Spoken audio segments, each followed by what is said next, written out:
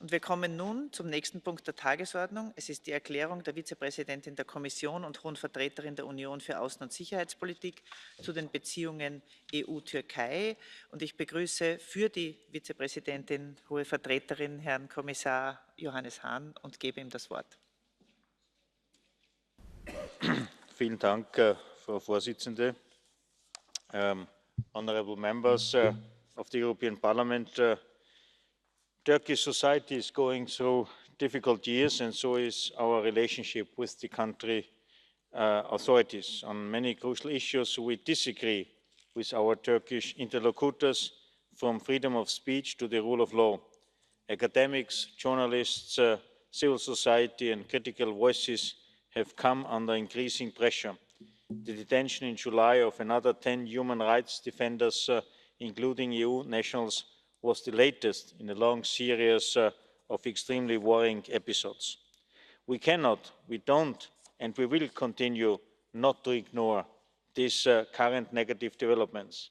In our dialogue, we insist for Turkey to respect the highest democratic standards it has committed to as a candidate country to the European Union and as a member of the Council of Europe.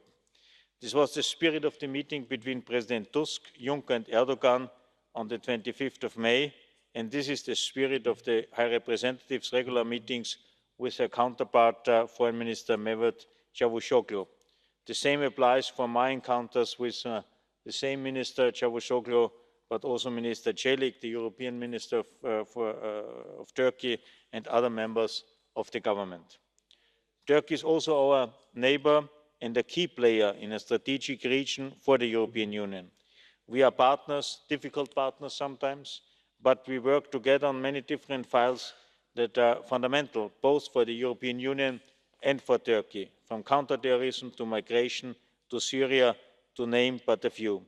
Our dialogue with Turkey on all these files is essential for all European citizens, for all Turkish citizens, and for our entire region. Our dialogue is open, frank, critical, sometimes constructive, sometimes very difficult. Most recently, at our high-level political dialogue on the 25th of July in Brussels, the High Representative and I made it clear to our Turkish counterparts that there is an urgent need for the current trend to be reversed if we want our reciprocal engagement to be sustainable.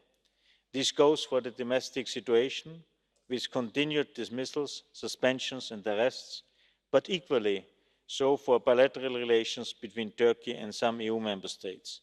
Months ago, we agreed with our Turkish counterparts that we should all talk less about each other and more to each other. Everyone could benefit from a more constructive attitude. At the same time, we must not lose sight of the long term and perhaps even more importantly of the many people in Turkey who are also concerned as we are with the current trends.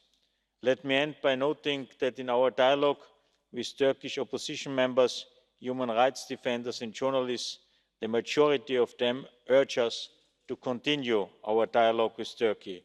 Let us keep this in mind as we reflect about the next steps in our relationship. Meine Damen und Herren, ich möchte aber auch die Gelegenheit nutzen, nachdem ich verstanden habe, Frau Präsidentin, Sie werden während der Debatte abgewechselt, Ihnen alles Gute zu wünschen für Ihre neuen Herausforderungen und mich ganz persönlich für die gute Zusammenarbeit in den letzten Jahren bedanken. Vielen herzlichen Dank. Danke. Danke sehr, Herr Kommissar.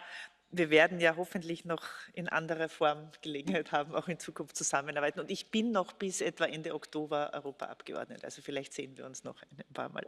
Gut.